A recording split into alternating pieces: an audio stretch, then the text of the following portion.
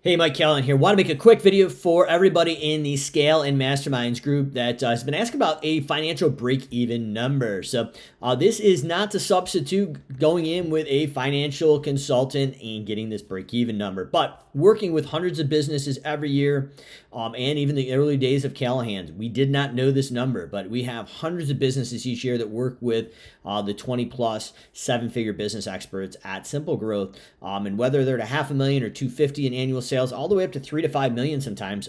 These businesses do not know what it costs them per hour to operate before they make a profit. So if this is you, don't feel bad. It's not an issue, but we do need to dig in. So to expedite this process, because most of the financial consultants in the green industry are booked out several months, we're going to give you a rough and dirty way to get that break-even number. And if you need to dig in more, we suggest you reach out to a financial consultant. But what I'm going to show you on the screen is how to actually get that break-even number, and the numbers we're looking for the bonus call. So what we've got here is we're going to have you fill out some basic information so we can go in and test some of the assumptions on a back-end Excel sheet. First name, last name, company name, email, and your cell phone number if we need to get a hold of you if you have any questions. First number we're looking at is your total expense. So it is going to be, as the description shows, in the top of your QuickBooks on top. Make sure this is reconciled through the period you're doing it. There is going to be revenue, basically labor, materials, and subcontractors. So I want the total COGS expense up top in there. So our labor, materials, and subcontractors. Some folks may have fuel in here. We do not necessarily want well, I guess for this example, the fuel will be okay, but ideally you really don't want the fuel in your COGS account up top.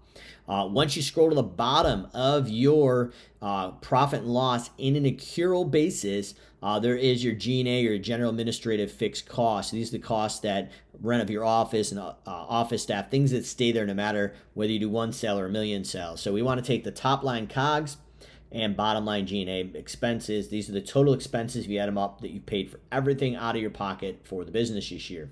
That is going to be the total expense. In the COGS account up top, there is a line for materials. I want you to back out the material line and stick it in here. But once again, materials should be included in the total amount. Next, underneath is our subcontractors. If you had any subcontractors, put that line in there. And then finally, your debt service. So this is the silent killer. Debt service, long-term liabilities, does not live on your profit and loss. It lives on your balance sheet. So once again, we're going to annualize our debt service, or the amount of debt service loans that we paid for the time that we are actually running this report in an accrual basis. Stick that in there, scroll to the bottom, hit submit.